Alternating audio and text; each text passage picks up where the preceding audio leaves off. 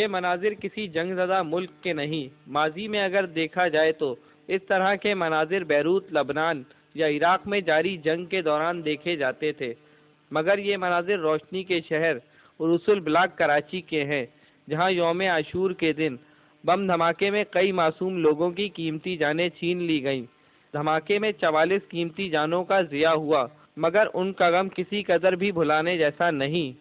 تاہم سانحے میں نہ صرف معصوم عورتوں، بچوں سمیت 44 لوگوں کا قتل عام ہوا، مگر مارکیٹیں جلا کر 25,000 سے زائد لوگوں کا معاشی قتل عام بھی کیا گیا۔ عاشورہ کے جلوس میں تحفظ فراہم کرنے کے لیے 10,000 رینجرز اور پولیس کے اہلکاروں کو تعینات کیا گیا تھا۔ گزشتہ دنوں امور داخلہ کے وفاقی وزیر رحمان ملک نے یہ بھی واضح کر دیا کہ دھماکہ خودکش نہیں تھا۔ ابھی انویسٹیگیشن ٹیم جو آرڈر ہو چکی ہے، کل میری ہوم منسٹر مرزا صاحب سے بات ہوئی تھی اور ان کے ساتھ ڈسکشنز کے بعد کل ہم نے ایک اچھا لائق افسر جو ہے شیخ صاحب DIG ایسٹ اس کو ہیڈ بنایا اس انویسٹیگیشنز کا۔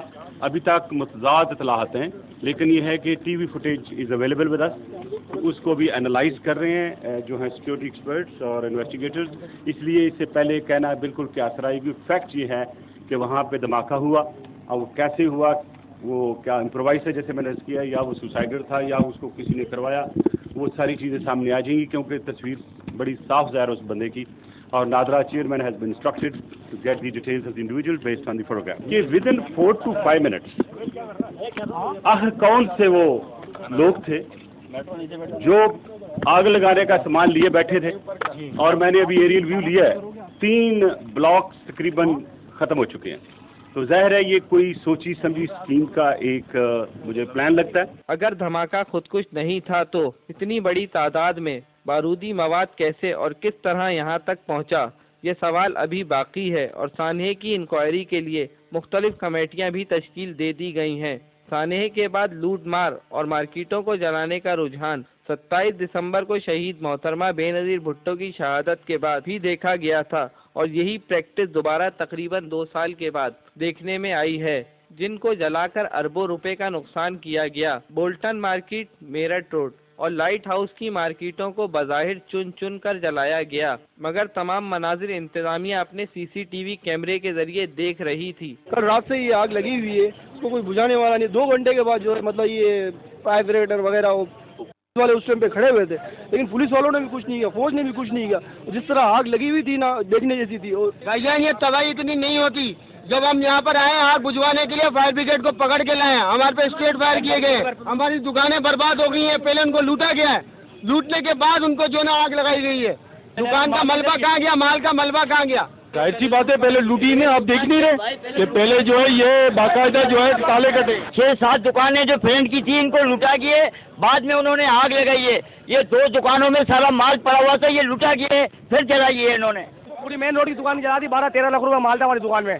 کن کا قصور ہے؟ ہم لوگ کیا غریبوں کیا کہاں جائیں گے؟ 12-13 لاکھ روپے ہماری دکان میں مال پڑا ہوا تھا، سارے مال کو پوری دکان کو آگ لگا دی ہے ہماری۔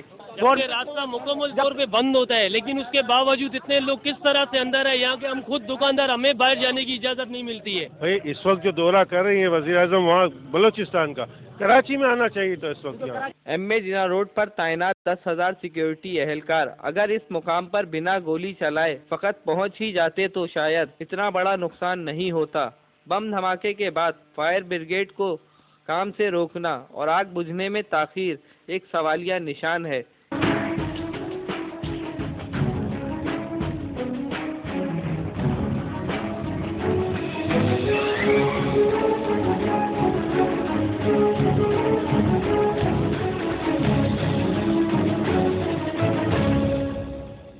کراچی کے علاقے بلدیہ ٹاؤن سے پولیس نے دھماکے کے بعد 8 مشتبہ افراد کو گرفتار کر لیا ہے، جن سے تفتیش کی جا رہی ہے۔ دھماکہ صبح 7:45 پر ہوا تھا۔ قریب 7:30 سے 7:45 بجے کے درمیان یہاں پر ایک بم دھماکے کی اطلاع ملی، اور جب وقوع پر پہنچے تو یہاں پر معاملہ ہی کچھ اور تھا۔ یہاں پر جو لوگ مارے گئے وہ دہشت گرد ہیں، اور تقریباً 8 کے قریب جو ہے وہ دہشت گرد آج اپنی موت آپ مارے گئے۔ میں سمجھتا ہوں کہ آج ان تمام لوگوں کا جو مقصد تھا صبح یہ کارروائی کرنے کا، یہ کراچی کو آج کسی بڑے نقصان سے بچایا اللہ تعالیٰ کی ذات نے۔ جس جگہ دھماکہ ہوا وہ مکان عبد الرحمان نامی شخص کا تھا، جس نے ایک پڑوسی قاری ساجد کی ضمانت پر یہ گھر ریاض احمد نامی شخص کو کرائے پر دیا تھا۔ جائے وقوع پر دھماکے کے وقت ریاض احمد کا بھائی ایاز احمد اپنے بیوی اور بچوں کے ساتھ رہتا تھا۔ پولیس کے مطابق دھماکے میں ایاز احمد ہلاک ہو گیا، جبکہ اس کی بیوی اور دونوں بچوں کو پولیس نے حراست میں لے لیا ہے۔ اہل محلہ کے مطابق گزشتہ رات ان کے گھر کچھ لوگ آئے تھے جو بم بنانے کی تیاری کر رہے تھے، تاہم ان سے کوئی غلطی ہوئی اور وہاں بم پھٹ گیا۔ پولیس نے جائے وقوع سے بھاری مقدار میں دھماکہ خیز مواد، خود کش جیکٹ اور ہینڈ گرینیڈ برآمد کر لیے ہیں۔ پولیس کے مطابق ہلاک شدگان کا تعلق لشکر جھنگوی سے تھا۔ سی سی پی او کراچی وسیم احمد کا کہنا ہے کہ یہ بلاسٹ اس وقت ہوا جب یہ لوگ واردات کے لیے جا رہے تھے۔ ان کا کہنا تھا کہ ان ملزمان کا نشانہ کسی کوٹ میں کوئی اہم شخصیت تھی۔